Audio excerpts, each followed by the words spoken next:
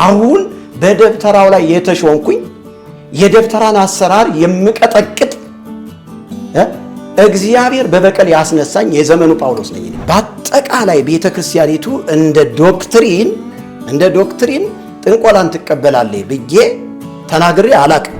እነሱን ደግሞ ትንሽ በጀመሩት አፍ ደና አርገው ይንገሩልኝ። ይሄው በዚህማ ደስ ይላል እኮ አንተ ፕሮቴስታንት እኔ ምን ነው ይሉት ፕሮቴስታንት ለማስመጣት አይደለም። ንጉሥ ተክለ ሃይማኖት የሚባሉ ቤተሰቦች ናቸው የኛ ቤተሰቦች። የንጉሥ ተክለ ሃይማኖት ዘር ነው እርሱ? አዎ 100% ነው። በደም ማለት ነው። በደም ኦኬ፣ በስጋ የንጉሥ ዘር ነው ባጭሩ። መጽሐፉን ማን ነው የሰጡት? የተጻፈው በምንድን ነው? መጽሐፉስ ከየት መጣ? አንድ ሴት ለማጨስ ወይ ለማፍቀር ለማጨት አይደለም ለማሰር እንበለው እስረኛ በፍቅር ለማሰር ማለት ነው። እጃቸው ላይ ድግምት አድርገው የሚባርኩ አሉ፣ የሚዳስሱ አሉ። ቤተክርስቲያኗ ሳይሆን አንዳንድ ብለን ብንወስዳቸው አይቻልም? አንደኛ ሀሌታ ሚዲያ ስሜን አጠልሽቶታል፣ በህግ የሚያስጠይቅ ጉዳይ አድርጓል። በዚህም ራሱ ልክ አይደለም። የድሮ ማንነቴን አንስቶ ርዕስ አድርጎ ኦዲየንስ ማግኘት ይሄ በደል ነው። ቆይ ምን ለምሳሌ እኛን ያወገዘችን ወንጌል ስንል ክርስቶስ ስንል መናፍቅ ነው። ቆየኝ አዳምጠኛ። ይሄን ለብሶ እኮ የፕሮቴስታንት መዝሙር ምን አይነት የምህረት አምላክ እንደሆነ ይጸጸታሉ እንዴ! በጣም አሁን አገልጋይ ኖት። ቤተ መቅደስ የክርስቶስ አገልጋይ እኮ ነው። በየትኛው ቤተ እምነት ውስጥ ለምን ይሄንን ልብስ ተከኖ ወይ ሱፍ ያርጉ ወይ ሌላ ልብስ ያርጉ? ይሄ ንብረት እኮ ነው። ያቆይ አንተ ራሱ ለምን ይቅርታ አትጠይቅም? ማንን? እኔን ለምን አጥፍቼ? ቤተክርስቲያንን እንግዲህ በብዙ ከውስጥም ከውጭም ሊያፈርሷት ብዙ የተላኩ አሉ ይባላል። እርሱ ከተላኩት መሃል ኖት የሚያሳብዳለሁ፣ የሚያደነዝዛለሁ፣ መፍዝዘ ኩናት ጠበንጃ አለው፣ ሰዎችን አፍዝዞ የሚቀማ እጀሰብ ነው የሚባል የሆነ ስራ ይሰሩ ነበር። እርሱ ራሱ ስሬች ማለት ነው። ምንድን ይባል? ስሬች በሰው ላይ ተንኮል መስራት ማለት ነው። ይሰራል። እውነት ነው። እንደዛ ነገር ይሰራል። የደብተርና ስራ በጌታ በኢየሱስ ስም ከምድራችን የተጠረገ ይሁን። አሁን አይሰሩበትም። ምን ማለት ነው? በሚስጥር ምን ማለት ነው? በሚስጥር አይሰሩ። ጌታ ይገስጽህ። በእውነት በልሳን ድግምት እንደሚወራ ታውቃለህ? ቸርች ላይ በልሳን ድግምት ይወራል። ይወዷታል። በጣም ነው የምወዳት። ለምን ይቅርታ አይጠይቁ? ሚስጥር አወጣዋለሁ። እስራኤል ዳንሳ ገዳይ ነው። ገዳይ የውጊያ ሜዳውት ግን በዛ ችግር አይፈጥሩበትም ማለትም ግንባሮት በዛ። ገብርኤል የት ሄዶ ነው አሁን? እሱ ይልቅ እሱ አይደል ፈርቶ ወንበዴ መሆኑን ስላወቀ ጋርድ የቀጠረው። እኔ እኮ ጋርድ የለኝም እኮ ሚካኤል አለኝ እኮ። እኔ እኮ በአባት የምተማመን ሰው ነኝ እኮ። ይሄ ይኸውልህ ውሸት አይደለም፣ ራሴ ነኝ ያወራሁትኝ። መኖሪያ ቤት ይፈርሷል። በጣም ዘመናዊ መኖሪያ ቤት ፈርሶብኛል።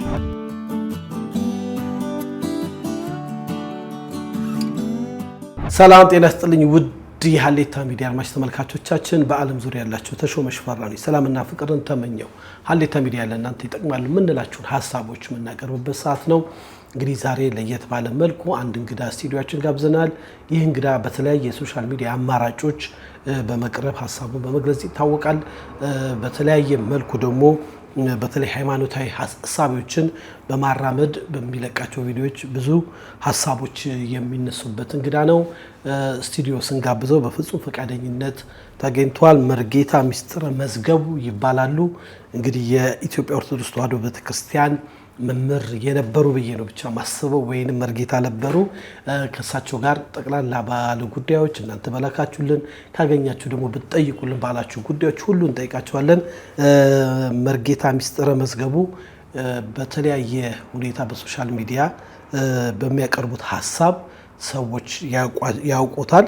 እንደው ዛሬ ከመግባቴ በፊት ትክክለኛ የኢትዮጵያ ኦርቶዶክስ ተዋሕዶ ትምህርት ተምረው በአገልግሎት ውስጥ አልፏል ከሆነ የተማሩ የአገልግሎት ዘርፎስ ምን ነበር?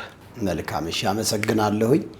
ከዚህ በፊትም ሀሌታ ሚዲያ ላይ ሄት እንደተማርኩኝ በኢትዮጵያ ኦርቶዶክስ ቤተክርስቲያን ሄት እንዳገለገልኩም ያቀረብኩ ይመስለኛል።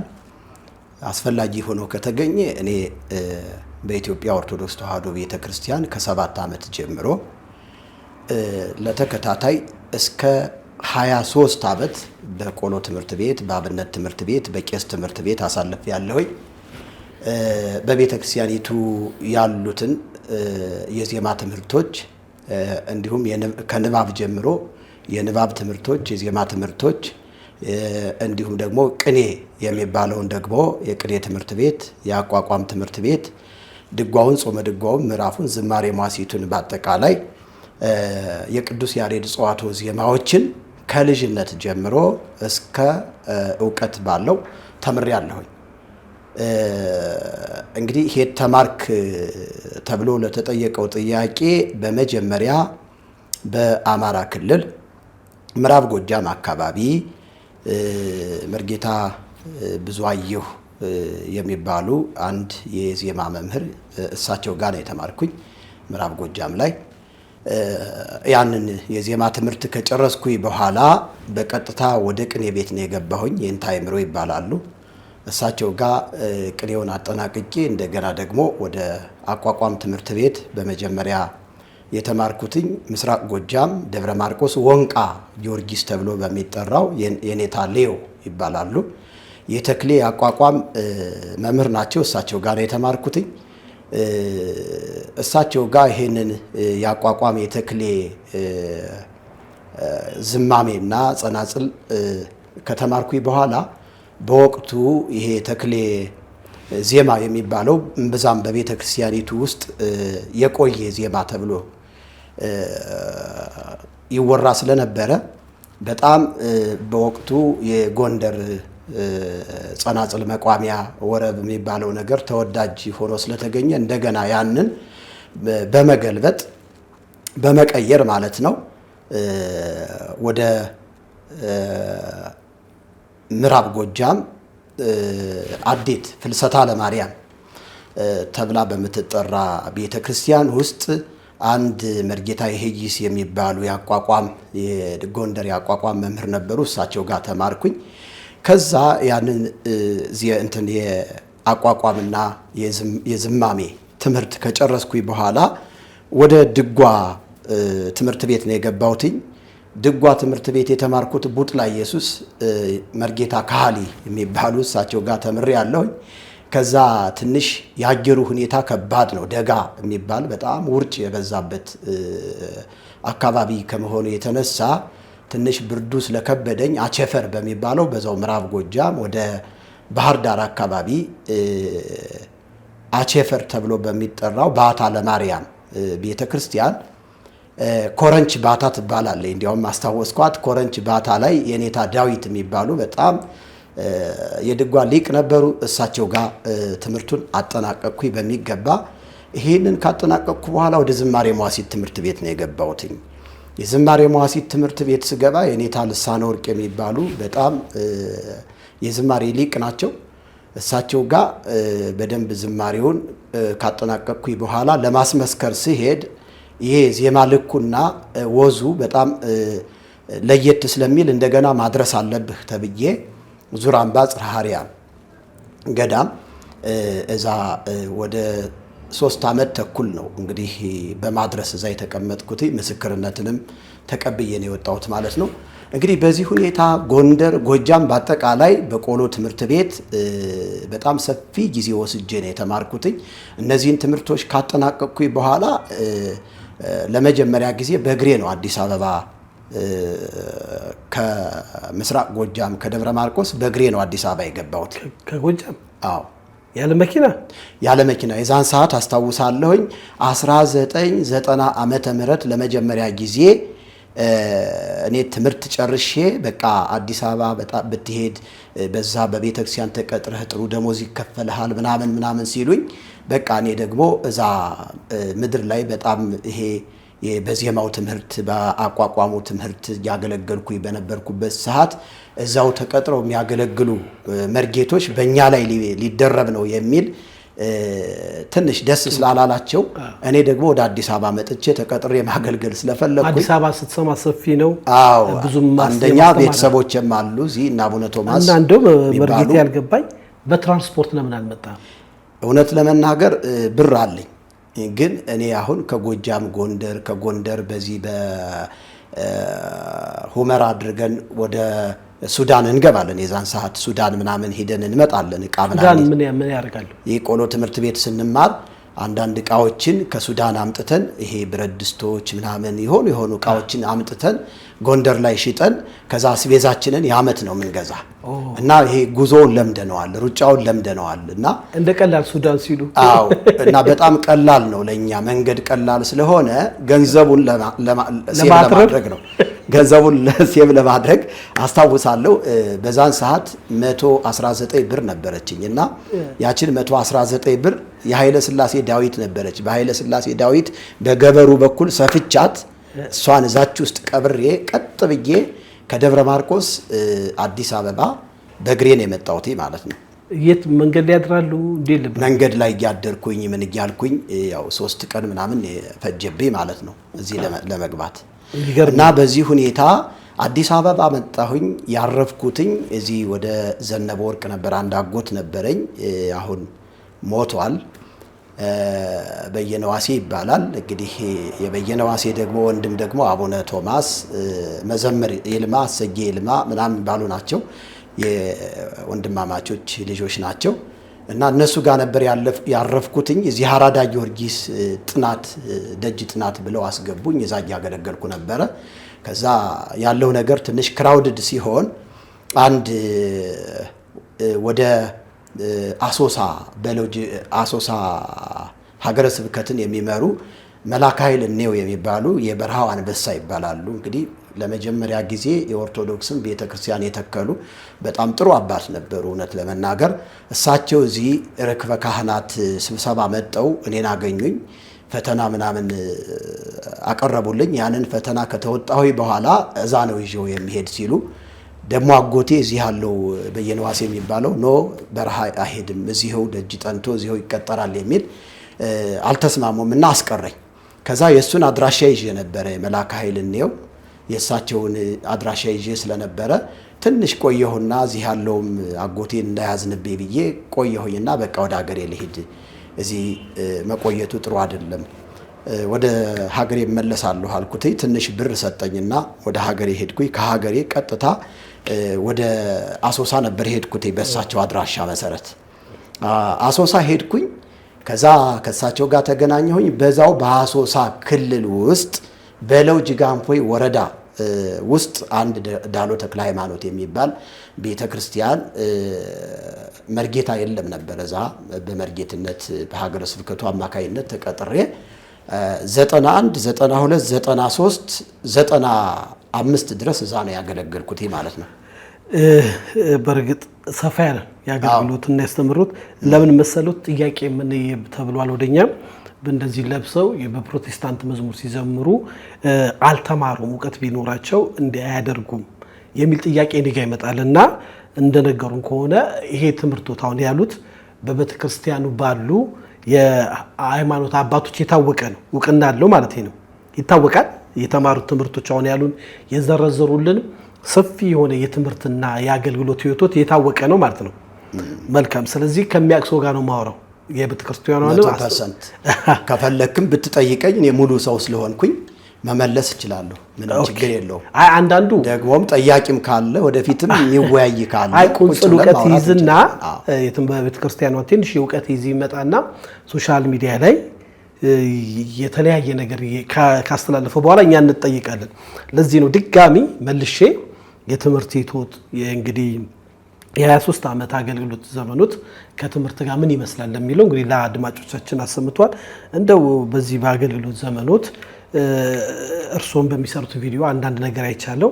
በተለይ ይሄ መናፍስታዊ አሰራር ላይ ረዘም ያለ ትምህርት ቀድሞ በነበረው ጊዜ ሲሰጡ አይቻለው። እሱም ይሄ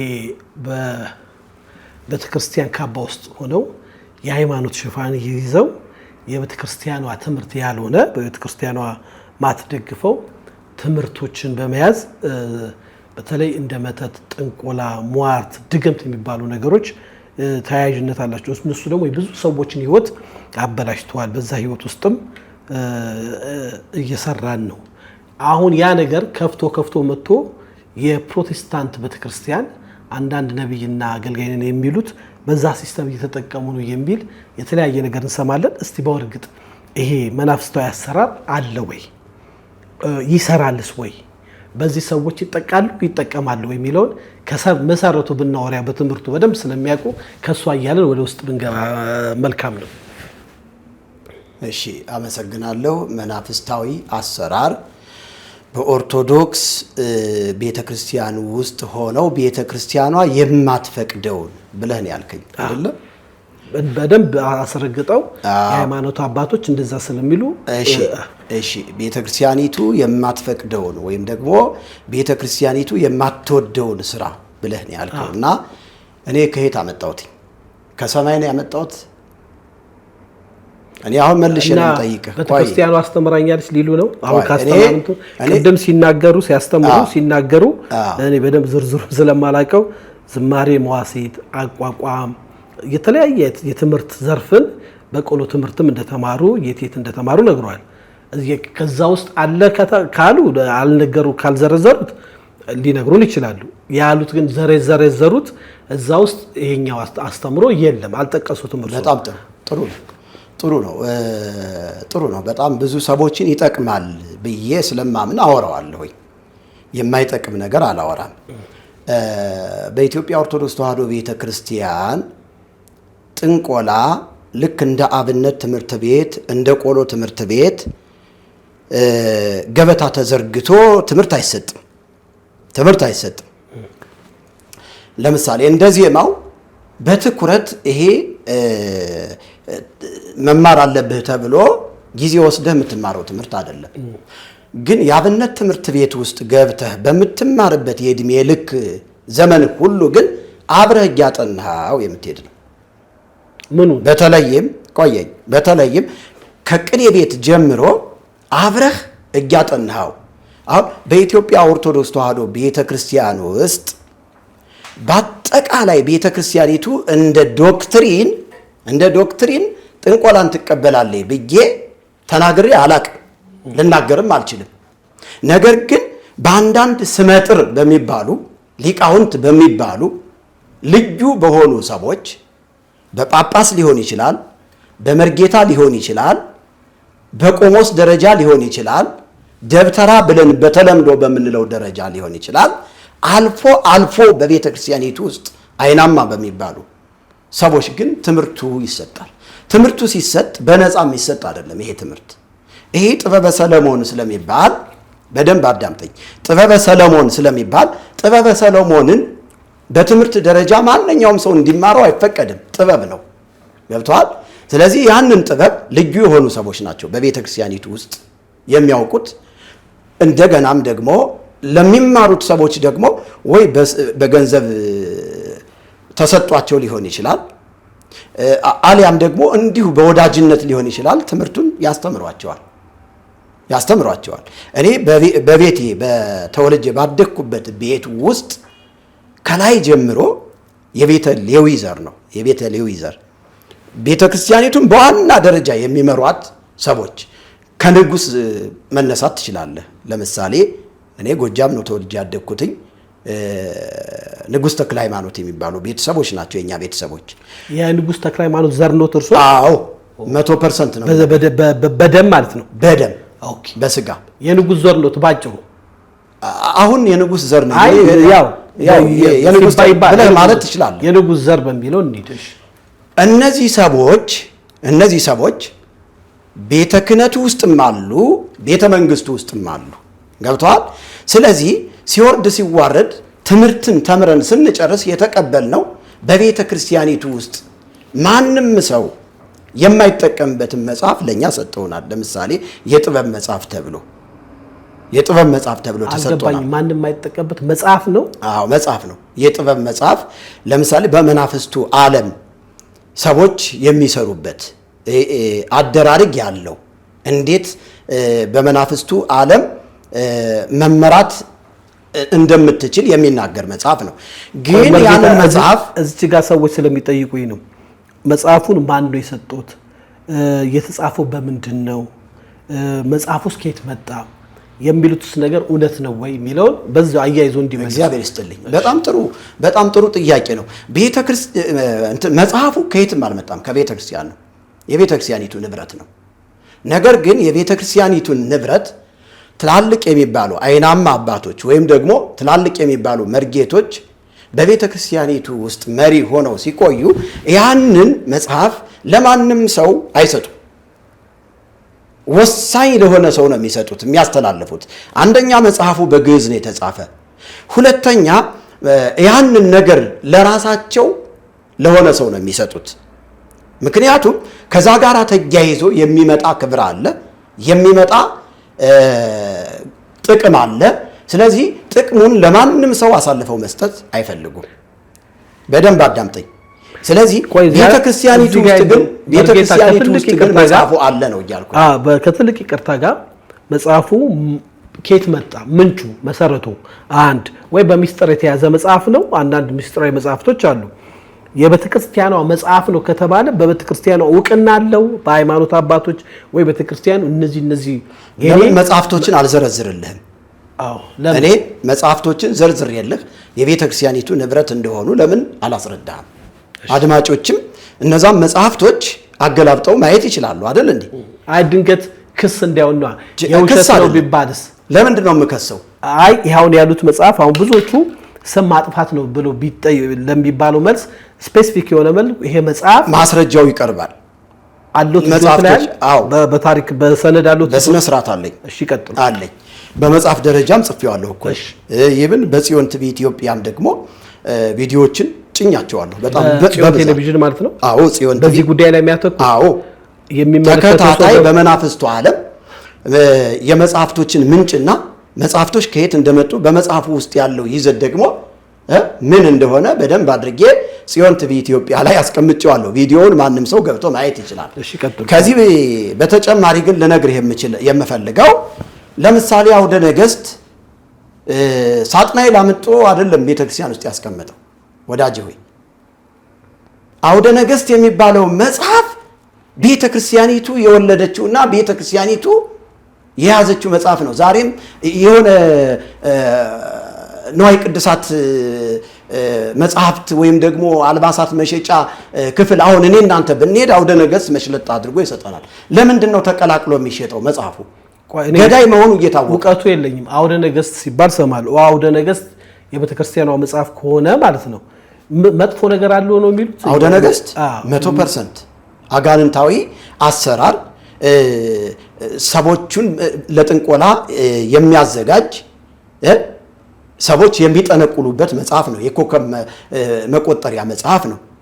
የአባቶች እውቀት ከሆነ ሳይሆን ብዙ እኔም እኮ እሱ ነው የምልህ። እኔም እኮ ሌላ ምን አለ አሁን ሚስጥራዊ የሆኑ እውቀቶች በጣም ብዙ ስላሉ እኮ ይኸውልህ የአባቶች እውቀት ብለን የአባቶችን እውቀት ማን የሰጣቸው ካልን አጋንንት ነው። ይሄንን እየመረረህም ቢሆን ትውጠዋለህ። የአጋንንት እውቀት ነው ይሄ።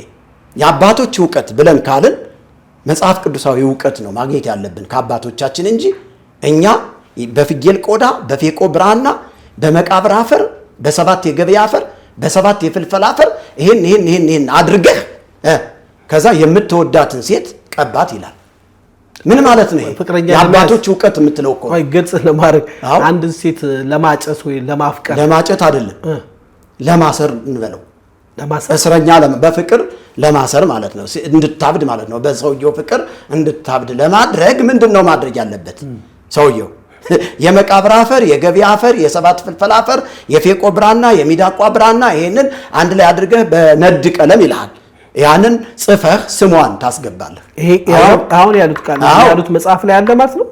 እኔ እኮ አምጥቼ ያሳይሃለሁ መጽሐፉን። አንተ ገንዘብ ካለ ከገዛው አሁን ስንወጣ እንገዛዋለን መጽሐፉን። ችግር የለው። ከየትም አይደለም የምንገዛው፣ ከዛው ከኢትዮጵያ ኦርቶዶክስ ተዋሕዶ ቤተክርስቲያን ንዋየ ቅድሳት መሸጫ ውስጥ እናገኘዋለን። አውደ ነገሥትን አየው። የሚያሳብድ አለው፣ የሚያደነዝዝ አለው፣ መፍዝዘ ኩናት ጠበንጃ አለው፣ ሰዎችን አፍዝዞ የሚቀማ ይሄ ድግምት ከየት ነው የመጣው? አንዴ ከተጋር ውድ የሀሌታ አድማጭ ተመልካቾቻችን በዚህ ጉዳይ ላይ በተለይ በኢትዮጵያ ኦርቶዶክስ ተዋሕዶ ቤተክርስቲያን እውቀት ያላቸው መምህራን ለዚህ ትክክለኛ መልስና እውቀት ያላችሁ እንድትመጡ መጋበዝ አለብኝ። እኛ ሆስት አድራጊ ስለሆነን በተለይ ይሄ አሁን ባነሱት መጽሐፍ እውነት ይሄ ቤተክርስቲያን ውስጥ ያለ መጽሐፍ ነው የሚለው የሚመለከታቸውን አካል ጋብዝና በአግባቡ ደግሞ ጠይቃለሁ ካቆሙበት ይቀጥሉ። በጣም ጥሩ። ከዚህ በተጨማሪ አውደ ነገሥት ርካሽ የሆነ መጽሐፍ ነው። አሁን እኔ ሁል ጊዜ መጽሐፍቶች ርካሽ ናቸው እላለሁ። ገብተዋል። የክርስቶስን ደም ያቃለሉ የአባቶችን የወንጌል እውነት ያደበዘዙ ስለሆኑ እነዚህ መጽሐፍቶች ያበሳጩኛል። ርካሽ ናቸው። ቤተ ክርስቲያን አውጥታ ማቃጠል አለባት በአደባባይ። ይሄ ለኔ አይደለም ብላ አውጥታ ማቃጠል አለባት። ለሊቃውንት ጉባኤ ሪፖርት አድርገህ ታውቃለህ? እነዚህ ብለህ እኔ እገባለሁ እኮ አሁንም እኮ እገባለሁ። የት እዚህ ሊቃውንት ጉባኤም ቤተ ክህነትም ገብቼ እኮ እና ሐሳቦቱን አቀርባለሁ። በጣም ደስ የሚል ጥያቄ። ከኛ ይልቅ እኛ በርቱ የሚሉንም አሉ። እውነት ነው። ይሄ ችግር አለው ብለው ሪፖርት አድርጓል ለሚመለከታቸው ለሊቃውንት ጉባኤ። በሚገባ ምን መልስ ተሰጡ? ምላሽ አላገኘንም። ግን እግዚአብሔር የተባረከ ይሁን። ታስታውስ ከሆነ 2018 መጀመሪያው ወር ላይ ከፓስተር ትዝታው ሳሙኤል ጋር በሰራነው ቪዲዮ የምታስታውስ አይተው ከሆነ ምናልባት አይተው ከሆነ እሱ ያልሰራው ነገር ስለሌለ ብዙ ነው ብዬ ነው። በገድለ ዮሐንስ መጥምቅ ዙሪያ ላይ እኛ ጳጉሜን ወር ላይ ነው የሰራነው። ጳጉሜን ወር ላይ ነው የሰራነው። ግን ቤተ ክርስቲያኒቱ ገድለ ዮሐንስ መጥምቅ ትክክል አይደለም ብላ አውግዘዋለች ከሰራንበት በኋላ። እሱ እናንተ የሰራችሁት ምንድን ነበር የሚለው? ወይ እንዲወገዝ ገድለ ዮሐንስ መጥምቅ ውስጥ ያለውን ትምህርት እየዘረዘርን ለአድማጮች እያሳየን ከመጽሐፍ ቅዱስ አንጻር መዝን ነው ነበረ። ባጭሩኛ ተሰምቶ ሊቃውንት ጉባኤ መልስ ሰጥቷል እያሉ ነው። በሚገባ ይሄ ዝክረ ኒቅያ በሚባለው ጉባኤ ላይ ታይቶ ለመጀመሪያ ጊዜ ቤተክርስቲያኒቱ ይሄ መጽሐፍ ተወግዟል ስትል እኔ ተነስቼ ጌታን አክብሬያለሁ። ስለዚህ እንደዚህ ቤተክርስቲያኒቱ ሌሎችን መጽሐፍት ልትዘምትባቸው ያስፈልጋል። ቤተክርስቲያኒቱ እኮ በወንጌል እውነት እንደተመሰረተች እኮ ዛሬም ነገም እስከ መጨረሻ ድረስ እየተናገርን ነው፣ እንናገራለን። ገብቷል። ነገር ግን ከዛ የወንጌል እውነት ውጪ ተጨማሪ የሆኑ ደባል የሆኑ የአጋንንት መጽሐፍቶች፣ የድግምት መጽሐፍቶች፣ የመተት መጽሐፍቶች ከቤተ ክርስቲያኒቱ ተጠራርገው ነው መውጣት ያለባቸው፣ መቃጠል ያለባቸው። እሱ ላይ እንመጣለን። አውደ ነገሥት ብቻ አይደለም የምናገረው፣ ብዙ ነገር አለ እዚህ ውስጥ አስገባል። የምናገረው ብዙ አንዳንድ ያው እንደዚህ ሌሎች መጽሐፍቶች የሚመለከታቸው አካል እንደዚህ አንጻር ባንጻር አድርገን እድል እናመቻቻለን፣ እንጠይቃለን። እንደው አሁን ያሉትን አንድ ልጠይቅ ያሉትን ሰዓትም ስለሚገድበን እርሶ በነበሩት አገልግሎት ማለት ነው እነዚህ በመናፍስታዊ አሰራር ለነጋዴ፣ ለፍቅረኛ፣ ለተለያየ ማህበረሰብ ምንድነው እጀሰብ ነው የሚባለው የሆነ ስራ ይሰሩ ነበር። እርሶ ራሱ ስሬች ማለት ነው ምንድነው የሚባለው? ስሬች በሰው ላይ ተንኮል መስራት ማለት ነው። ይሰራል። እውነት ነው፣ እንደዛ ነገር ይሰራል። ለምሳሌ እንደዚህ በየተለያየ ሃይማኖት ቦታ ላይ እንዲህ ተሰርቶባት እንዲህ ብላ እንዲህ ህይወቷ ተጣሞ እንዲህ ተበታትኖ ትዳሯ ልጆቿን እንዲህ በልቼ ምናምን የሚል ብዙ ነገር እንሰማለን። አንዳንድ ደግሞ በጣም ጠይቅልን ያሉ በጣም በሀብትም በምንም የበለጸጉ ሰዎች አንዳንድ ነው ያልኩት ከትላልቅ ኢንቨስትመንታቸው ጀርባ እነዚህ መናፍስታዊ ስራዎች አሉ። በተለያየ በእንስሳ በምን የሚደረጋለ ኢቭን ለማመን በሚከብድ ሁኔታ በጣም አሰቃቂ ነገርም እንሰማለን። እውነት ይሁን አናቅም። እርሶ በዚህ ህይወት ውስጥ ከነበሩ ወይ ከሰሙ እውነት ነው ወይ? እስቲ ትንሽ ስለሱ እናውራ። እውነት ነው። እስቲ አንዳንዱ እኔ እኮ ያለፈ ታሪኬን ባወራ እኮ ኃጢአት አይደለም። አሁን የያዘኝ የበራልኝ እውነት ነው። አሁን የደገፈኝ ጸጋው ነው። አሁን ያቆመኝ ጸጋው ነው። እኔ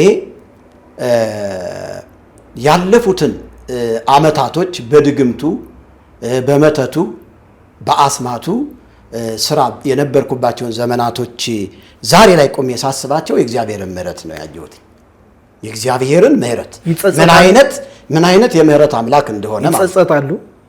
እንዴ በጣም የሰው ህይወት እኔ መጽሐፍ ሲናገር ምን ይላል መሰለ? ያለፈውን በደላችሁን እያስታወሳችሁ ራሳችሁን አትውቀሱ ነው የሚለው። እኔ አሁን ራሴን የማወቅስበት ነገር የለኝም። አውቶማቲካሊ በክርስቶስ ደም ከኃጢአቴ ነጽቻለሁ፣ ድኛለሁ። ገብተዋል። ነገር ግን እንደኔ በበፊቱ አይነት ስራ እየሰሩ ያሉ ሰዎች አሉ በቤተ ክርስቲያኒቱ ውስጥ አባባ እየተባሉ መስቀል ላይ ድግምት አድርገው የሚባርኩ አሉ። እጃቸው ላይ ድግምት አድርገው የሚባርኩ አሉ፣ የሚዳስሱ አሉ። ገብተዋል። ይህን አሁን በጌጠበሉ ምናምን ሄደህ ስታይ ይሄ አጥማቂዎች የሚሰሩት በዚህ ነው። በሚያስለፈልፉት አጋንንት በመቁጠሪያ አይወጣም ወንድሜ። አጋንንት በአርሴማ ስም አይወጣም። ቆየኝ ስማኝ፣ በደንብ አዳምጠኝ። እኔ በደንብ ልንገርህ ተሼ፣ በደንብ ልንገርህ፣ አትገድበኝ። እኔ አክብረህ እስከጋበዝከኝ ድረስ ልትገድበኝ አይገባም። ትውልድ ነፃ መውጣት አለበት። እኔ ስትጠራኝ ስለ ወንጌል ከሆነ እመጣለሁ ነው ያልኩ። አሁንም ማውራት ያለብኝ ስለ ወንጌል ነው። ሐሰቱን ግን ሐሰት ነው ማለት መጽሐፍ ቅዱስ ነግሮኛል። እውነቱን እውነት ሐሰቱን ሐሰት በሉ ስለሚል ወዳጄ ሆይ እኔ ለምሳሌ በዓለም ላይ መምህር ግርማ የሚባሉ አሉ። መቁጠሪያ ሲሉ የሰማው እስከ ስዊዘርላንድ ጣሊያን ድረስ በሚሄድ ብዙ ጥያቄዎች የሚነሱባቸው አሉ። ጠንቋይ ነው፣ መተተኛ ነው ሰውየው። አሁን አባ ግርማ ደግሞ የቀባቸው አሉ። አባ ግርማ የቀባቸው ደግሞ አሁን ደግሞ የተፈለፈሉ አሉ። በመቁጠሪያ እንትን የሚሉ የሚመትቱ ህዝቡን በድግም ታስረው የያዙ ገንዘባቸውን የሚበዘብዙ የመበለቶችን ቤት የሚበዘብዙ አስማተኞች ናቸው። አስማተኞች ናቸው። ብዙ ከክፉ አሰራር ጋር ከአጋንንታዊ ሚስጥር ከሚሰሩ ጋር እንዴት ተስማማለች ይላሉ። ቤተክርስቲያን በዚያ አትታመም። ብዙ የተወገዙ የተወገዙ በክፉ አሁን ቅድም ያሉት አንድ መጽሐፍ ሊቃውንት ጉባኤ አይቶት ኦፊሻሊ ይሄ መጽሐፍ ተወግዟል ብሎ በአደባባይ ተነግሯል። አንዳንድ የተወገዙ ነገሮች አሉ። ቤተክርስቲያኗ ሳይሆን አንዳንድ ብለን ብንወስዳቸው አይቻልም? እንደው እርሶ ይሄንን ሚስጥር ስለሚያውቁ ይሄ ከቤተክርስቲያኗ መውጣት አለበት ብለው መጠየቆት ተገቢ ነው። እሱ ላይ ዳውት የለንም። ግን የቤተክርስቲያኗ አካል አድርጎ መናገሩ ተገቢ ነው አንልም። አንዳንድ በእርግጥ እዛ ውስጥ ተሸሽገው የሚሰሩ ስቲል ናው ሊኖሩ ይችላል። እሺ ይቅርታ አድርግልኝና ተሸሽገው ነው የሚሰሩ ካልን ቤተክርስቲያኒቱ እንደ ገድለ ዮሐንስ መጥምቅ የጥንቆላ መጽሐፍቶችን ለምን አላወገዘቻቸውም? መጽሐፍቶችን የያዙ ደብተራዎችን ደግሞ ቀሳውስቶችን እንዲሁም ደግሞ ጳጳሳት ነን ብለው በየመቃብሩ ቤት የሚጠነቁሉትን አውደ ነገሥት ይዘው በኪሳቸው የሚያጭበረብሩትን አጭበርባሪዎች ለምን አላወገዘችም? እኛን ነው ያወገዘችን። ወንጌል ስንል ክርስቶስ ስንል መናፍቅ ነው። ቆየኝ አዳምጠኛ። ይሄን ለብሶ እኮ የፕሮቴስታንት መዝሙር ችግር የለውም፣ እሱ ላይ እንመጣበታለን። ገና የነካውን ነገር አልጨረስኩም። በነገራችን ላይ አውደ ነገሥት የጥንቆላ መጽሐፍ ነው፣ ቆሻሻ መጽሐፍ ነው፣ ያጋንንት መጽሐፍ ነው። ይሄን ቤተክርስቲያኒቱ ጠርጋ ታስወግድ፣ ታቃጥል። ሁለተኛ አርጋኖን፣ ቱላዳን የሚባሉ መጽሐፍቶች እነዚህ መቃጠል አለባቸው። የእርግማን መጽሐፍቶች ናቸው፣ የጥንቆላ መጽሐፍቶች ናቸው።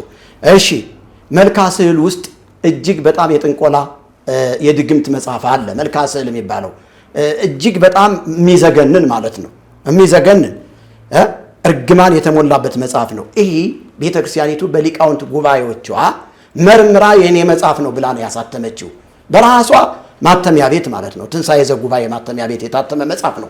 እኔ የምነግርህ ሌላ አጋንንትን መጥራት እንደሚቻል፣ አጋንንትን ጓደኛ ማድረግ እንደሚቻል፣ አጋንንትን መግዛት ማነጋገር እንደሚቻል ቤተክርስቲያኒቱ ሕማማተ መስቀል በሚባለው መጽሐፍ ውስጥ ጽፋ አስቀምጠዋለች። 700 ልቡሳነ ሥጋ አጋንንትን እንደ ባሪያ ይገዛ የነበረው ንጉሱ ሰለሞን እነዛን አጋንንቶች እየገዛ እንጨት አምጡ ሲላቸው እንጨት ያመጡ እንደነበር፣ ወርቅ አምጡ ሲላቸው ወርቅ ያመጡ እንደነበር፣ ድንጋይ አምጡ ሲላቸው ድንጋይ ያመጡ እንደነበር፣ እንዲያውም ቤተ መቅደሱ በአጋንንት እንደተሰራ የሚናገርበት ክፍል አለ፣ መጽሐፍ አለ፣ የሰለሞን ቤተ መቅደስ እናሳ። ስለዚህ ይሄ ይሄ የኦርቶዶክስ መጽሐፍ ነው። አሁን ይሄንን እኛ ቻሌንጅ ማድረግ ማንችለው፣ ስለዚህ ስለጠሯቸው መጽሐፍቶች በቂ ዕውቀት በቂ መረዳት የለንም። ይሄንን ግን ቅድም እንዳልኩት የሚመለከታቸው አካላቶች ስቱዲዮ ጋብዘን ብቻል መጽሐፉ መጥቶ ፊት ለፊት አንጻር ለአንጻር ተቀምጣችሁ እድሉን እንሰጣለን። ግን ጥያቄው እርሱ የሱ ሐሳብ ስለሆነ አስተላልፈናል። ወዳጄ ይቅርታ አድርግልኝና ከዚህ በፊትም ሀሌታ ሚዲያ ላይ ይመስለኛል 2-3 የቀርብ ያለው እንዲያውም ለሀሌታ ሚዲያም ራሱ ቅሬታ አለኝ። ቅሬታዬንም አቀርባለሁ በዚሁ አጋጣሚ። አዎ ለኛ አንደኛ ሀሌታ ሚዲያ ስሜን አጠልሽቶታል፣ በህግ የሚያስጠይቅ ጉዳይ አድርጓል። በዚህም ራሱ ልክ አይደለም። የድሮ ማንነቴን አንስቶ ርዕስ አድርጎ ኦዲየንስ ማግኘት ይሄ በደል ነው። ቆይ ምን ለምሳሌ ደብተራው ምላሽ ሰጠ ተብሎ እና ለበሩ አይደለ? ደብተራ ነው። አሁን ደብተራ አይደለም። አሁን በደብተራው ላይ የተሾንኩኝ የደብተራን አሰራር የምቀጠቅጥ እግዚአብሔር በበቀል ያስነሳኝ የዘመኑ ጳውሎስ ነኝ እኔ። እርሱ መብቶት ነው። ስማኝ እኔ የምንም እውነት እንዲሸቀጥ አልፈልግም። አይደለም እኔ አሁን እኮ ነው ካጠፋን እኛ እንደ ሚዲያ ይቅርታ እንጠይቃለን። ግን እኔ እግዚአብሔር ሰው ስለሆንኩ የተማሩትን ትምህርት ሰርዘውታል። አሁን የቅድም የደብተርና ስራ በጌታ በኢየሱስ ስም ከምድራችን የተጠረገ ይሁን። አሁን አይሰሩበትም። ምን ማለት ነው? በሚስጥር ምን ማለት ነው? በሚስጥር አይሰሩም። ጌታ ይገስጽህ። በእውነት እኔ እውነቴን ነው ተሻከብረ ነበር በእውነት ይኸውልህ ጨለማ ከብርሃን ጋር ህብረት የለውም ነው የሚለው የእግዚአብሔር ቃል። እሺ ቤልሆር ከእግዚአብሔር ጋር የእግዚአብሔር ታቦት ከጣዖት ጋር ምንም ህብረት የለውም ወንድሜ። እኔ እኮ የከበርኩኝ የእግዚአብሔር ቤተ መቅደስ ነኝ። ሕያው የእግዚአብሔር ቤት ኢየሱስ የሞተልኝ ያንን ሞትና ትንሣኤውን ደግሞ ተቀብዬ ስለ ሞትና ትንሣኤው የማወራ ካህን ነኝ እኮ። ቤተ መቅደስ እኮ አሁን አገልጋይ ኖት። ቤተ መቅደስ የክርስቶስ አገልጋይ እኮ ነኝ። በየትኛው ቤተ እምነት በየትኛው ቤተ እምነት ውስጥ የእርሱ ያሉት? ስለ ዲኖሚኔሽን ነው የምታወራ? ስለ ዲኖሚኔሽን ፕሮቴስታንት ኖት፣ ተሐድሶ ኖት፣ ኦርቶዶክስ ኖት? በጣም ጥሩ። ሁለንተናዊ ተሐድሶ፣ ኦርቶዶክስ ተሐድሶ፣ ፕሮቴስታንት ተሐድሶ። እኔ እንዲያውም አሁን ላይ ይቅርታ አድርግልኝና ኦርቶዶክስ ትታደስ የሚለውን እየተውኩኝ አሁን ኦርቶዶክስ ዳግም ትወለድ እያልኩ ነው። ኦርቶዶክስ አሁን ተሐድሶ አያስፈልጋትም። ኦርቶዶክስ የሚያስፈልጋት ዳግም መወለድ ነው። እኔ አይተህ ከሆነ ጽዮን ቲቪ ኢትዮጵያ ላይ ገብተህ ውስጥ ያንተ የሚጠቅም ጽዮን ቲቪ ኢትዮጵያ ላይ አድማጮች ገባ ብለው ይዩ። እኛ ተከታታይ 14 ክፍል አንድ አባ ጳውሎስ ዘኢየሱስ የሚባሉ ወደ ካናዳ ነው ምናምን አገር አሉ። ከሳቸው ጋር ተሐድሶ አገልጋይ ናቸው። ዳግም ልደት ለኦርቶዶክስ ተሐድሶ ለፕሮቴስታንት በሚል ርዕስ 14ኛ ክፍል ድረስ ይቅርታ አድርግሎትና ለመምህር እርሶ እቺን ረጅም የሺህ ዘመን ታሪክ ያላትን ቤተክርስቲያን የማደስ አቅም አለት ወይ? ሁለተኛ ደግሞ ወንጌላውያን ቤተክርስቲያን ራሱ ፕሮቴስታንትንስ ምኑን አውቀው ነው የሚያድሱት ለሚለው ጥያቄ እግዚአብሔር ይስጥልኝ። እኔ አልመካም እንጂ ሁሉ ጊዜ እኔ ትምክህቴ የመስቀሉ ስራ ነው። ትምክህቴ ልንገርህ ግን ልመካ ካልኩኝ ከቆሎ ትምህርት ቤት ከ7 ዓመት ጀምሮ እስከ 23 ዓመት የተማርኩኝ በቤተ ክርስቲያኒቱ ውስጥ ያለውን ጽዋቶ፣ ዜማ፣ ድጓ፣ ጾመ ድጓ፣ ምዕራፍ፣ ዝማሬ፣ መዋሥዕት፣ ሰንበት፣ መወድስ፣ ጓዝ፣ ሰለስት፣ አርባዕት፣ ክስተት የሚባለውን ሽምድድ አድርጌ የተማርኩ ሰው ነኝ። ወዳጅ በዚህ እመካለሁ። ልመካብል ግን አይጠቅመኝም። እንደ ጉድፍ ቆጥሬ ትቼዋለሁ። እሺ ወደ ቴዎሎጂ ስትመጣ በኢትዮጵያ ኦርቶዶክስ ተዋሕዶ ቤተ ክርስቲያን ያለውን የቴዎሎጂ ትምህርት ተምሬዋለሁ። እሺ የምስራቁንም የምዕራቡንም ቴዎሎጂ አቀላጥፌ የበላዊ ሰው ስለ ተሐድሶ ባወራ ምንድነው ስተቴ ምንድነው? አሁን አንተ ስለ እድሜ ነው የምታወራኝ። የፕሮቴስታንት ሃይማኖት የተቋቋመው ከዚህ ጊዜ ጀምሮ እስከዚህ ድረስ አንጋፋ ነው። የኦርቶዶክስ ቤተክርስቲያን ስንት ሺህ ዓመት የቆየች እንደዚህ አንጋፋ ነች። እኔ ምን አገባኝ እንዴ? እግዚአብሔር ቤተክርስቲያን ስትተኛ፣ ቤተክርስቲያን ስታረጅ ሁል ጊዜ የልብ የሆኑ አገልጋዮችን እያስነሳ ነው እንድትታደስ የሚያደርጋት። በነገራችን ላይ ተሐድሶ ባለቤቱ እግዚአብሔር እንደሆነ ይሄንን ማወቅ አለባችሁ አድማጮችም፣ አንተም ሌሎችም ሰዎች። የተሐድሶ ባለቤት እግዚአብሔር ነው። የተሐድሶ ባለቤት እግዚአብሔር ነው። የሚያድሰው እግዚአብሔር ነው። የሚለውጠው እግዚአብሔር ነው። ሮሜ 12 ቁጥር 2 ላይ ገብተህ ስታነበው ምንድን ነው የሚለው? በልባችሁ ሐሳብ ተሐደሱ ተለወጡ ነው የሚለው። ይህንን ዓለም አትምሰሉ። ይህንን ዓለም አለመምሰል ነው። በእግዚአብሔር ቃል መለወጥ ነው ተሐድሶ። የለውጥ ጉዳይ ነው። ገብተዋል እንጂ የሆነ እንትን ብለን በእጃችን የሆነ ቁስ ይዘን የምናድሰው ነገር የለም። ተሐድሶ ሲነሳ ብዙ ሰዎች የሆነ በቃ ህንፃ ነው የሚታያቸው መሰለኝ። ክርስቶስ የሞተለት ህንፃ አካል አለ። ይኸውልህ መርጌታ ተሐድሶ ተብሎ እርሶን ጨምሮ ከቤተ ክርስቲያኑ የወጡ አብዛኛው በተደረገ ጥናትና ግምገማ ብሽሽቅ ነው የተያዘው። አብዛኛው ሚስጥሯን የቤተ ክርስቲያኗን ሚስጥር የሚያውቁ እየወጡ መዘርገፍ፣ በዛ ላይ ደግሞ በማስተማር መንፈስ አይደለም፣ አብዛኛው በማዋረድ ከእናንተ ጋር ብቻ አይደለም፣ ከዛኛው ወገን ደግሞ ያልተሾሙ እናንተን ፕሮቮክ ማድረግ፣ ማዋረድ፣ የግል ጉዳይ ማንሳት፣ ቅድም ያሉት የተለያየ ነገር እንዳለ እኛ አይተናል። ስለዚህ እንደው ደቂቃ ስለሚቀድበን አንድ ክሮኒክ የሆነ ነገር ግን ሲሉ ሰምቼ ነበረ። መቼም ለእርሶ ሰፊ ጊዜ ነው የሚያስፈልገው ሀሳቡትን። አሁን ለምሳሌ 2 ጥያቄዎች ብቻ ይቀሩናል። እንደው አጠር አድርገው ከመለሱልኝ ከትልቅ ይቅርታ ጋር 45 ደቂቃ ዳይሬክተራችን ስለሰጠችን ዶም አልቋል ካለችን ከዛ አላፊ ነው የምመጣው። መኖሪያ ቤቶት ፈረሰብኝ የመንግስት ያለ ሲሉ ሰምቻለሁ። በእርግጥ ይሄ ቪዲዮ በብዙ ነገር አሁን ቴክኖሎጂ ስለሚሰራ ስሞትን ለማጥፋት የተለጠፈ ነው ወይ የእርሱ ሀሳብ ነው? ቤቶት ፈርሶበታል? የሚኖሩበት ቤት የእርሶ ቤት ፈርሷል? ፈርሶብኛል። ተው በቃ ይሄን ዝለ ነው ምንም ፈርሶብኛል። ለመንግስት ደግሞ ጥያቄ አቅርቤያለሁ ምላሽ እንዲሰጠኝ። ቤቴ ፈርሷል በቃ ልጆቼም እኔም ተሰድጄ ነው ያሉት ሲሉ ስለሰማሁ እውነት ነው። እየተለጠፈ በአይ ስለሚሰራ ድንገት የእርሶ ቪዲዮ በብዙ መልኩ ሰው ስለሚሰራ ድንገት ይሄ ከሆነ ለማረጋገጥ ነው። ይሄ ውሸት አይደለም፣ ራሴ ነኝ ያወራሁትኝ። መኖሪያ ቤት ፈርሷል። በጣም ዘመናዊ መኖሪያ ቤት ፈርሶብኛል። ነገር ግን ይሄ መኖሪያ ቤት መንግስት ጉዳዩን አይቶ ምላሽ እንዲሰጠኝ ጥሪ አቅርቤያለሁ። ለሚመለከቱ አካል ሪፖርት አድርጓል? አዎ አቅርቤያለሁ። ይሄ የእርሱ ሀሳብ ነው ማለት ነው? ይሄ አይደለም፣ የራሴ ሀሳብ ነው። አሁንም በዚህ አጋጣሚ ምድርና ሞላዋ ለእግዚአብሔር ነች። ስለዚህ የወንጌል አገልጋይ ነኝ። ይሄ ሁሉ የመጣው ከወንጌል ጋር ተያይዞ ነው። እኔ የወንጌል ሰራተኛ ስለሆንኩ ነው እንጂ አሁን ብሽሽቅ ያልከው ነገር ትንሽ እንትን ስላለኝ ስላስቀየመኝ ነው። እና እኔ የኢትዮጵያ ኦርቶዶክስ ቤተክርስቲያን እኮ እወዳታለሁ። እርሶ? አዎ በጣም እወዳታለሁ። ፊደል ያስቆጠረችኝ። አጭር ጥያቄ፣ ይወዷታል? በጣም ነው የምወዳት። ለምን ይቅርታ ይጠይቁ? ያላጠቅ ብዙ አሁን እንኳን የተናገሩት ነገር ስለምወዳት እኮ ነው ከስተቷ እንድትመለስ። አንተ የምትወደው ልጅህ የምትወድ ልጅ አለ። ልጅህ ባለጌ ቢሆን ልጅህ ቢስት አትገስጸው? ይገስጻለሁ። እና ታዲያ እኔ እኮ ቤተክርስቲያን እኮ ከስተቷ እንድትመለስ ነው እየገሰጽኳት ያለው። ስለምወዳት እኮ ነው ትመለስ ወደ ቀደመ ክብሯ ወደ ወንጌል። ይሄንን ነገር ግን ለሚመለከታቸው ሊቃውንት ጉባኤ ቅድም እርሱ አንድ ነገር ሲሉ ሰማሁ። እኔ እዛው ሁኜ ነው ደረጃ አስገብቷል በተደራጀ ይኸውልህ እኔ እዛው ሁኜ ነው እኔ እኮ እዛው ሁኜ እኮ ነው ጥያቄ ያቀረብኩት በመጽሐፍ ደረጃ በሲዲ ደረጃ በተለያዩ ማመልከቻዎች። ቤተ ክርስቲያን ላይ እኮ ብዙ ጥያቄ አለ፣ ብዙ የቀረበ ጥያቄ አለ። ግን ምላሹ ከቤተ ክርስቲያን ማባረር መርጌታ ብዙ ስለደምጉት በዚህ አጋጣሚ ዓለም ላይ ብዙ ሚዲያ ያወጣል። እኔ ጋር የመጣ ጥያቄ ነው። ለምን ይሄንን ልብስ ተከዶ ወይ ሱፍ ያርጉ ወይ ሌላ ልብስ ያርጉ?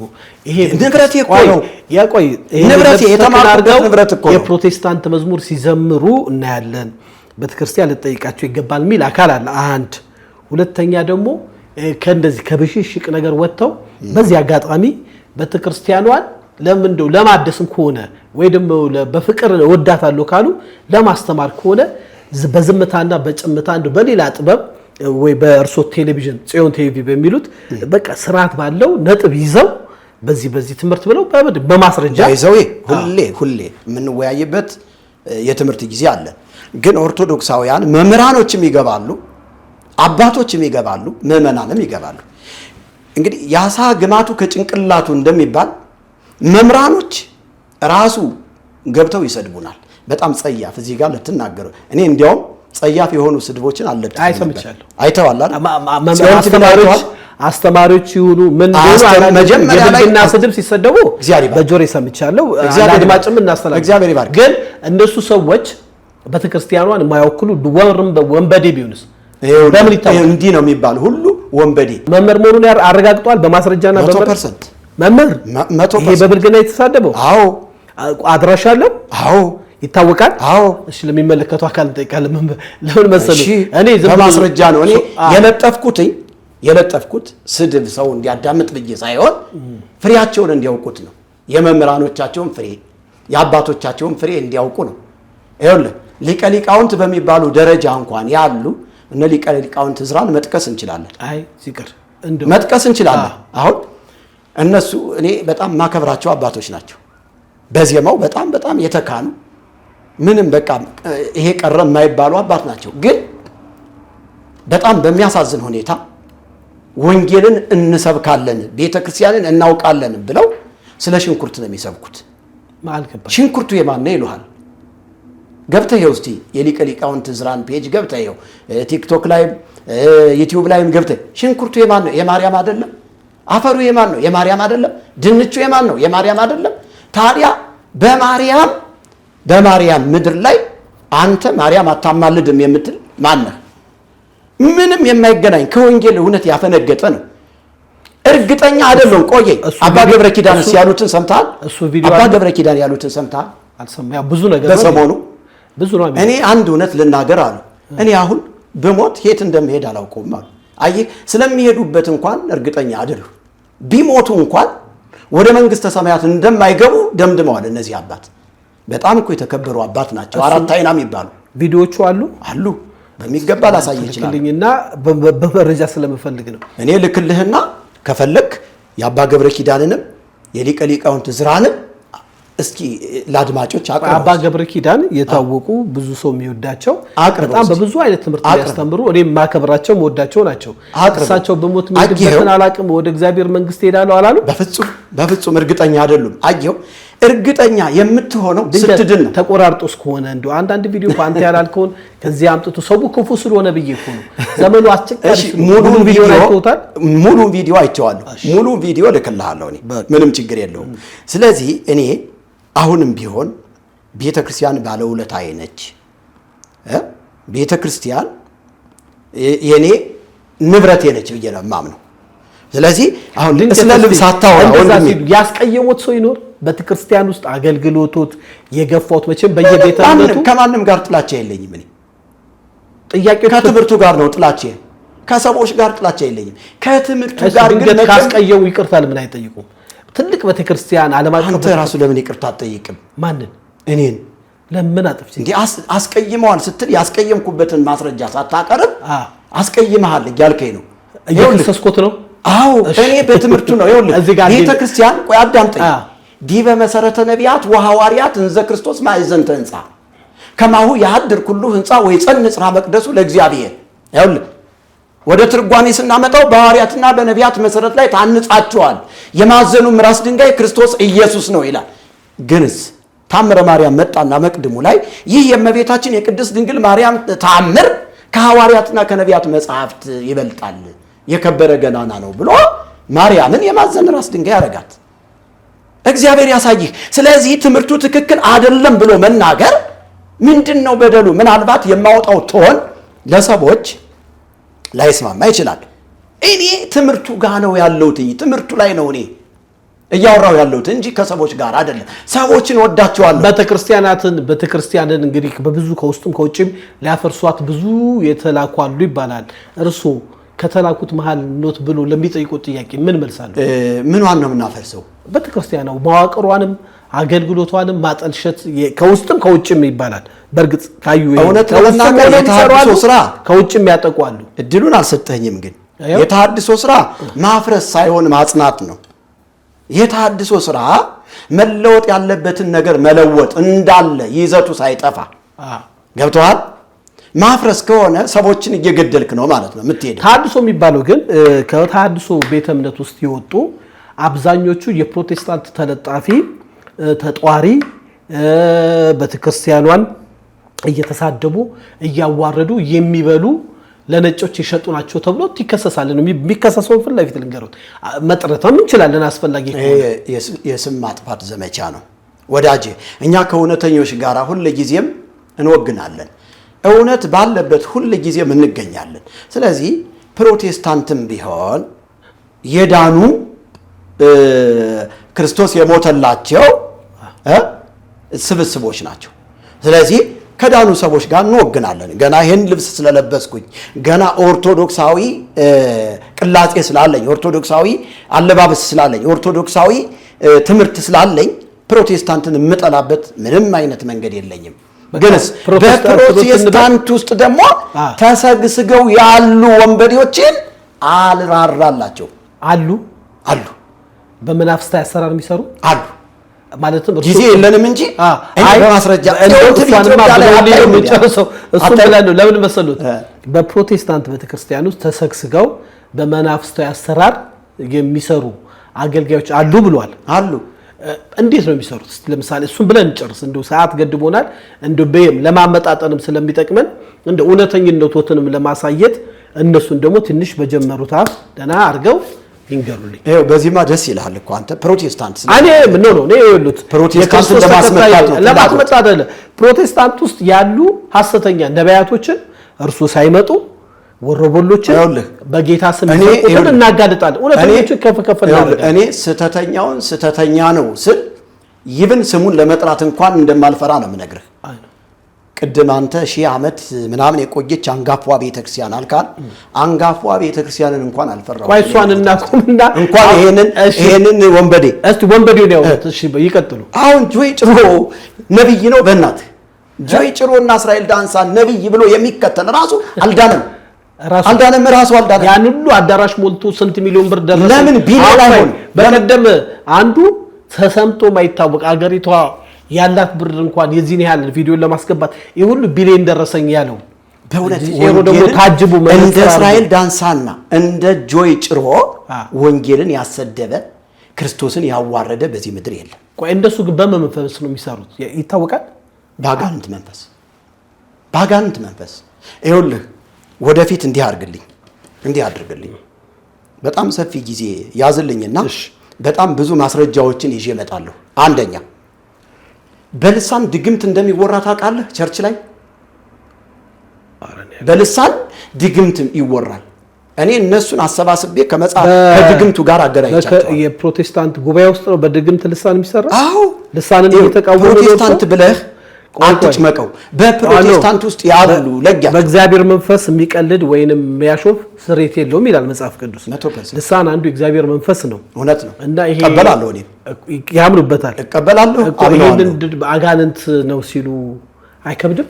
በአጋንንት አለቃ አጋንንትን የሚያወጡ በአጋንንት ድምፅ የሚመሩ የአጋንንትን ስም በልሳን መልኩ የሚጠሩ እጅግ በጣም በመናፍስቱ ዓለም የተካኑ በሬሳ ማድረቂያ እና በሬሳ የታጠበበት ውሃ ድግምት የሚሰሩ መድረካቸው ላይ የሚቀብሩ ፑልፊታቸው ላይ ድግምት የሚያደርጉ ይሄ ምንድነው ካልክ በመናፍስቱ ዓለም ህዝቡን አፍዝዞ መያዝ የህዝቡን ትኩረት መሳብና ህዝቡ ከነሱ እግር ስር ዝቅ ብሎ እንዲኖር። ስለዚህ የወንጌል አማኙ ማህበረሰብ እየተደገመበት ነው ያለ።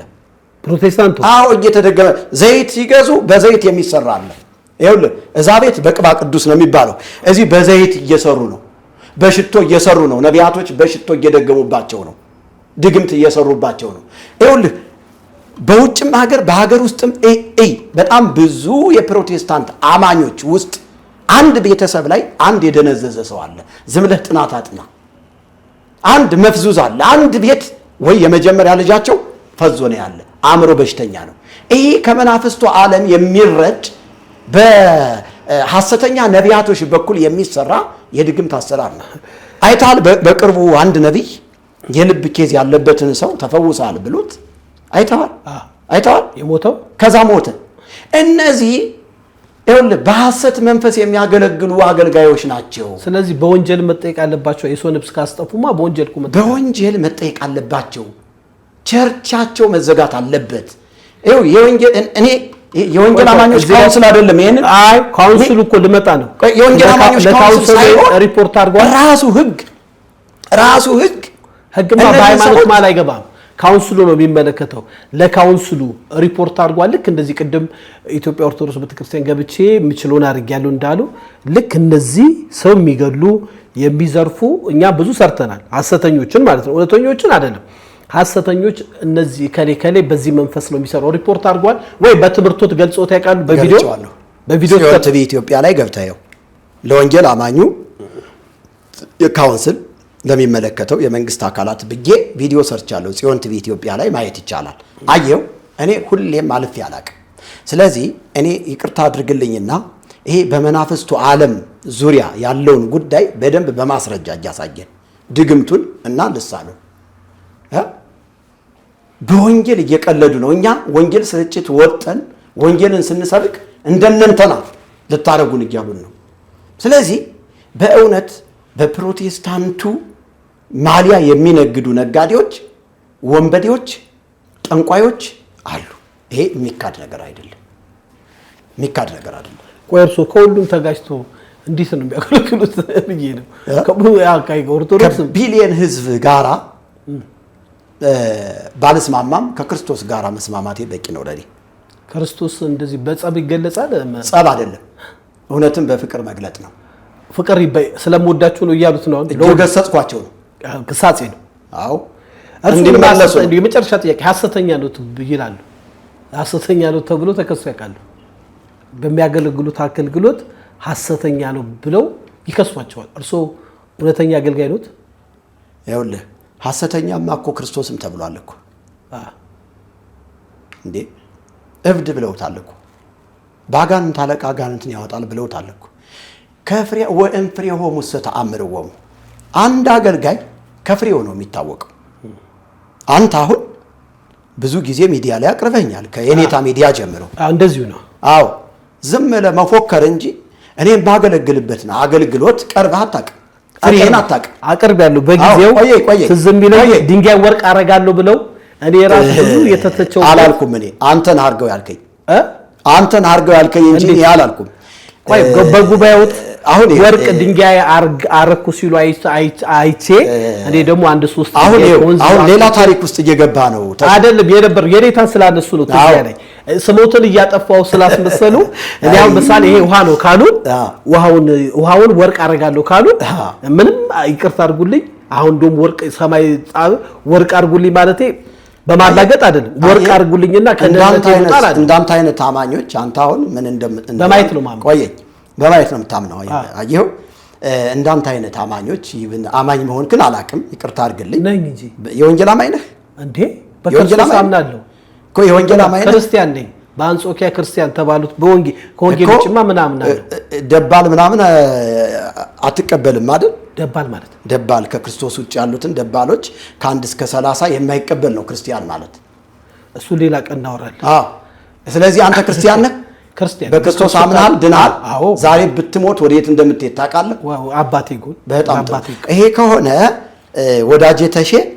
ወዳጄ ተሼ አንተ ክርስቲያን ከሆንክ ግን እንዳንተ አይነት በስም ክርስቲያን የሆኑ በጣም በዝተዋል እዚህ ጴንጤ ውስጥ። ቆየ ቀጥታ የሚሄዱት ወደ ፕሮቴስታንት ይሄ ነቢያት ጋር የሚሄዱት ለማስጠንቆል ነው ወይ ዘይት ለመግዛት ለሀብት ብለው ለትዳር ብለው በደንብ አዳምጠኝ፣ ሚስት ለማግኘት እዛ የማይሰራ አርኩስ በቃ ከዛ ተደግሞብህ ተነግሮብህ ተመትቶብህ እጅ ተጭኖብህ ትመጣለህ። በነገራችን ላይ እጅ መጫን አሁን በተክርስቲያን እጅ በመጫን መናፍስታዊ አሰራር እንደሚተላለፍ ታውቃለህ እንዴ? እጅ በመጫን ጸጋን አስተላልፋለሁ ይላል እርሱ። እግዚአብሔር ቃል እየተዋጋ ቆይ ይላል መጽሐፍ ይላል እጅ በመጫን እንዳይጫንብን ሊያደርጉ ነው። ግን እጭ ነው ማን ነው? በጣም ጥሩ አሁን ነው ማን ወሮላችሁ ሆነ ቆይ ጆይጭሮ ጋር ብትሄድና እጅ ቢጫንብህ አውቶማቲካሊ ውሸታም ነው የምትሆነው። እርግጠኛ ነው? አዎ 100%። እሺ የውሸት ከዚህ ቀደም ጋብዤክ ብዙ አውርቻለሁ ከአንድም 2-3 ብዙ ጥያቄዎችም ተነስቶባል። ታጅበ በመሄድ በዛ ላይ ደግሞ ብዙ ቢሊዮን ብር በመስጠት በዛ ላይ በአየር ላይ እንግዲህ በእድል ማለት ነው ሲቀደም ይኸውልህ የሚሰጥም የሚነሳም እግዚአብሔር ነው። በአየር ላይ ብር ደግሞ ከምንጣፍ ውስጥ ወለዳላ ቆይ እሱ ያለው ለጸይቅ በአየር ላይ ብር በትናሉ ብለህ በትናል አልበተንክም ወይ? አንድ ሁለተኛ ኢየሱስን በአይነ ስጋ ይቻለው የመጨረሻውን ዘመን ቀርጫለሁ ላልክ መልስ እንድሰጠን እንፈልጋለን። እኛንም እያስወቀሰን ነው ላይ ልጋብዘው ብዬ ነው ከእርሱ ጋር ይገናኝ። እንዲያውም ዛሬ በአካል ነው ማገኘት እዚህ ላይ በአካል ባገኘው አብራችሁ ትላጋጥማችሁ። በእውነት ውድ ጬሮ አገልጋይ ነህ ብለሃል። ዓለም ሁሉ በትልቅ ጀማ ስብከትም አይተናል። ጋብዙሃል፣ አገናኛቸዋለሁ። እሱ ይኸውልህ ፕሮፌቲክ ዳንስ ነው የሚለው ሚራክል መኒ እያለ ይሄ ምንድነው ኤቲኤም እያሳተመ ከመሸጥ ውጪ በውሸት ቢሊየን 100 ቢሊየን 5 ሚሊየን ገባ እያለ በድለላ የሚያስመሰክር ደላላ መንፈስ በእውነት የለም። አንድ ጻፊ ከምድራችን የተሰበረ አንድ ጻፊ ሰው ሰባኪ ትላለህ። እኔ አሁን ይኸውልህ ጆይ ጭሮ ጋር የሚሄዱ ክርስቲያኖች እንዳንተ አይነት ክርስቲያኖች ናቸው። ያልበሰሉ የእግዚአብሔር መንፈስ ምሪት የሌላቸው በክርስቶስ የማያምኑ ይኸውልህ በመናፍስታዊ ጥቃት ውስጥ ናቸው እነሱ። አዎ ታስረዋል። በቃ አሁን እነሱን አሁን ገና ኮሜንቱን ታየው አይደል? በቃ ይሰድቡኛል፣ እርግጠኛ ነኝ። ገብቶሃል? ግን ምን መሰለህ እውነቱ ይሄ ነው። አንተ ቃሉን ሰጥ። እግዚአብሔር በቃሉ ይናገራል እኮ በቃሉ እኮ ያወራል እኮ። ይኸውልህ እግዚአብሔር እኮ ክርስቶስን ሰጥቷል እኮ። የመጨረሻው መቋጫው መደምደሚያው እኮ ክርስቶስ ነው። ስለዚህ አዎ ክርስቶስ ነው። በብዙ ነገር ወበብዙ መክፈል ታይዳ እግዚአብሔር ለአበዊነ በነቢያቲው ምትካት ወበዳህሪት ሰማዋይል ዘነገረነ በወልዱ ዘረሰይ ወራሴ ለኩሉ ወቦቱ ፈጠሮ ለኩሉ። ትርጓሜው ከጥንት ጀምሮ እግዚአብሔር በብዙ አይነትና በብዙ ጎዳና ለአባቶቻችን በነቢያት ተናግሮ አሁን ደግሞ ሁሉን ወራሽ ባደረገው በልጁ መጨረሻ በዚህ ዘመን ለኛ ተናገረን አለ። በክርስቶስ ታላረፍክ በምንም ልታርፍ አትችልም። እረፍት ክርስቶስ ነው። አዎ እረፍት ክርስቶስ ነው። ሰዓት ገደበን። አዳምጠኝ። በቃ እረፍት ቆይ ይቀረኛል። እኔ እስከ ጠራኸኝ ድረስ መናገር ያለብኝን ነገር መናገር አለብኝ። ስለዚህ ሰዎች በክርስቶስ ካላረፉ ጠንቋይ ቤትም ይሄዳሉ፣ ሐሰተኛ ነቢያትም ጋር ይሄዳሉ፣ የማይሄዱበት የለም። ስለዚህ አሁን በክርስቶስ የዳነ ሰው ቃሉ ተሰጥቶታል፣ ክርስቶስ ተሰጥቶታል፣ እርፍ ብሎ በክርስቶስ ይኖራል። እኔ 100% ልንገርህ ለመጨረሻ ከነዚህ ክርስቲያኖች ጋር ተቆጥሬ የወንጌል አማኝ ከምባል ወደ እናት ቤተክርስቲያን ብመለስ ይቀለኛል። በእውነት ምንና ምን ተገናኝቶ እንዴ? ምንና ምን ተገናኝቶ አሁን ከኢዮብ ጭሮ ልንገር አይደለም? ከጆይ ጭሮ ቃልቻ ይሻላል። ከእስራኤል ዳንሳ ቃልቻ ይሻላል። አንድ ጊዜ ጨለማ ውስጥ ነው ያለ። በቃ የጨለማውን ስራ ነው የሚሰራ። በቃ ቢያንስ እንኳን ጠንቋይ ነው ሲባል ስትሰማ ልትደነግጥ፣ ጠንቋይ ቤት ነው ይሄ ጠንቋይ ቤት አልሄድም ልትል። ይሄ እኮ በክርስቶስ ስም የሚነግድ እኮ ነው። በክርስቶስ ስም የሚጠነቁል እኮ ነው። ብዙዎች በስሜ ይመጣሉ የተባለው ትንቢት የተፈጸመበት ሐሰተኛ የሐሰት አባት እንደፈለገ የሚጋልበው። እኔ እንደዚህ ብዬ ለምን ዛሬ አልሞት? ማንም ፈርቼ እኔ ለእውነት እኮ ነው የተጠራሁት። ስለዚህ እነዚህ ወንበዴዎች እኔ በሕግ ይጠየቁልን ባይ ነኝ። የውጊያ ሜዳውት ግን በዛ ችግር አይፈጥሩበትም ማለትም ግንባሮት በዛ።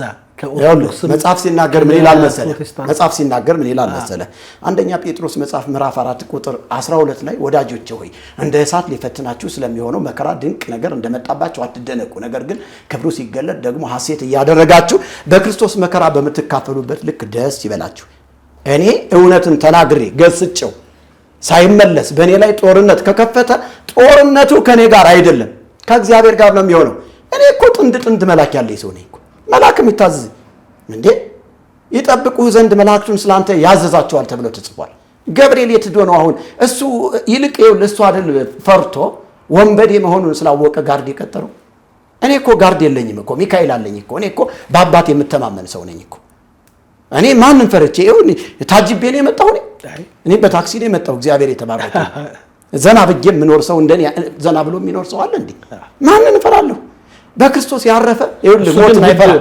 በውድ መኪና ነው የሚሄደው። አዎ ተከራይተው እነዚህ ሰዎች እኮ መኪና እንኳን ይብን ሳይገዙ ተከራይተው ቪኤት መኪና እያሳዩ ቪኤት ይኖርሃል፣ ፎቅ ይኖርሃል። በእውነት እኔ አንድ ጊዜ እስራኤል ዳንሳ ጋር ልንገርህ፣ ድሮም እኔ ገብቻ አይቼዋለሁ እሱን።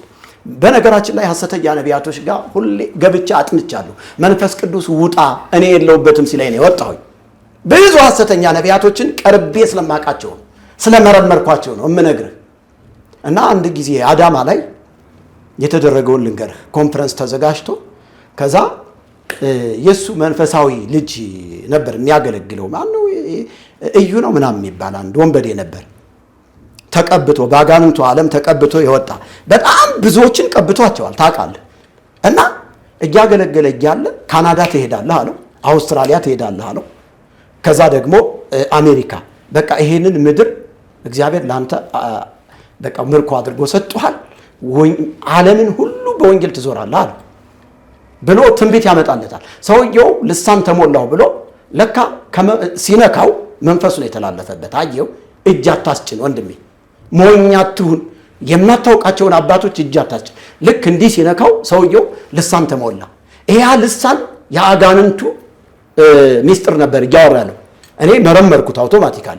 ከዛ ልሳን ተሞልቶ እንደብድ ሆኖ ሄዶ ከምንድን ነው ይሄ የቆመው ይሄ እንትኑ ፖል ውስጥ አዳራሹ እንትን ፖል ነው የሚባለው ይሄ ምሰሶ ማለት ነው። አዎ እሱ በየብረት ያኛው ሄዶ ሲመታው ግንባሩን ወደቀ። ሰውየው ጭራሽ ይዞራል የተባለው ተጋጅቶ ወደቀ። ከዛ ሆስፒታል ወስደውት ያው ከዚህ ዓለም እንግዲህ ተሰናብቷል ማለት ነው ሰውየው። ይሄ ሪል ያየሁትን ነገር ነው የምነግርህ። አውሮፓ ትደርሳለህ፣ አሜሪካ ትዞራለህ የተባለው ሰውዬ በአጭር ነው የቀረ። ስለዚህ እስራኤል ዳንሳ በህግ መጠየቅ ገዳይ እኮ ነው፣ ወንበዴ እኮ ነው እሱ እውነት ልብ ካለው እስቲ ስለኔ ያውራ እስቲ። እኔ 40 ምናምን ሰዎችን የገደለበትን ሚስጥር አወጣዋለሁኝ። እስራኤል ዳንሳ ገዳይ ነው፣ ገዳይ ወንበዴ። ጻድቅ ሰው ለእንስሳው ነፍስ ይራራል፣ የኃጥአን ምሕረት ግን ጨካኝ ነው ተብሎ ሰሞኑን በሶሻል ሚዲያ ሲመጣ አይቼዋለሁ። ወጥቶ ነበረ። ችግር የለውም ይምጣ። ምን እሱም ልጋብዘው። ይኸውልህ ስማኝ ተሼ፣ እነዚህን ሰዎች እግዚአብሔር ካላስወገዳቸው በስተቀር ሌላ መፍትሄ አይገኝም። እኔ የምጸልየው አሁን እነዚህን እንዲጠርጋቸው ከቤተ ክርስቲያን አረምብረት። በእርግጥ 40 ሰው የእውነት እርሱ እንዳሉት ከሆነ መንግስትም ሊጠይቃቸው ይገባል። ስማኝ፣ እነዚህ የወንጌል እንቅፋቶች ናቸው። መንፈስ ቅዱስን አንድ መረጃ ልስጥ። እስራኤል ዳንሳ በሽጉጥ ተተኩሶበት እግሩ ተመቶ ተርፏል ተብሎ ነበረ። ድንገት እርሱ እየጸለዩበት ከዚህ ቀደም ሰምቼ ነበር ጉዳት ደርሶበታል። እግዚአብሔር እኮ ምሕረት ሊያደርግለት ወዶ ነበር ማለት ነው። ቢያንስ እንኳን እግሩን በሽጉጥ ሲሰብረው አበስኩ ገበርኩ ብሎ እንዲያው አምላኩን ይቅርታ አይጠይቅም፣ ህዝቡን ይቅርታ አይጠይቅም። አሁንም እኮ በወንብድናው እየቀጠለን ያለ። እኔ አሁን ሌላ ውስጥ አስገባኝ ተሼ። በማስረጃ ነገሮችን ሁሉ በማስረጃ ቁልጭ አድርጌ ይዤ ለመጣለው ሰፊ ጊዜ ስጠኝ። እነዛም መጽሐፍቶችን የኦርቶዶክስ የጥንቆላ መጽሐፍቶችን እንዲህ ተሸክም ለመጣለው። እንዲያውም የዛው ዕለት እኛ እናቃጥላቸዋለን። እኔ ራሴ አናቃጥል። በእርግጥ እርሶ የሚያቃጥሉበት ቦታ ካለ ወደ ራሶት፣ ግን የኛ ሐሳቦትን በነፃነት እንዲያርጉ ቅድም ባልን ደግሞ የሚመለከታቸው መምህራኖች በጳውሎስ ዘመን እንደተቃጠለ አታውቅም? ቆይ እንደተቃጠለ አታውቅም? አቃል መጽሐፍ ላይ ግን ብዙ የጥንቆላ መጽሐፍቶች በውድ እንዲያውም 50,000 የሚያወጡ ይላል መጽሐፍ ቅዱስ ነው የሚለው። በአደባባይ ይቃጠሉ ነበር ይላል። እኔ በአደባባይ እንዲቃጠሉ ነው የምፈልገው። መምህር ትውልዴ ሲሞት ዝም እያለ የነበረን ጊዜ እንግዲህ በጣም ተጠቃሏል። ያሉትን በሙሉ ከዚህ ከወንጌላውያን ቤተክርስቲያን የጠሯቸው እስራኤል ዳንሳም ጄጬሮንም በዚህ ደግሞ የኢትዮጵያ ኦርቶዶክስ ቤተክርስቲያን የሚመለከታቸውን አካላቶች አንስተን ባነሱት መጽሐፍ ትክክለኛ መልስ እስከ መጨረሻው ድረስ ለመሄድ ጥረት እናደርጋለን። ውድ የሀሌታ ሚዲያ አድማጭ ተመልካቾቻችን የዛሬ ፕሮግራማችን ይመስላል። ይህን ፕሮግራም ሰብስክራይብ፣ ላይክ፣ ሼር፣ ኮመንት በማድረግ ሀሳብ ስጡን። ሀሳባችንን አልቋጨንም። ሰፋ ያለ ጊዜ ደግሞ በሌላ አማራጭ እስከምንመጣ ሰዓት ገድቦን ነው። ተሾመ ነኝ። ሻሎም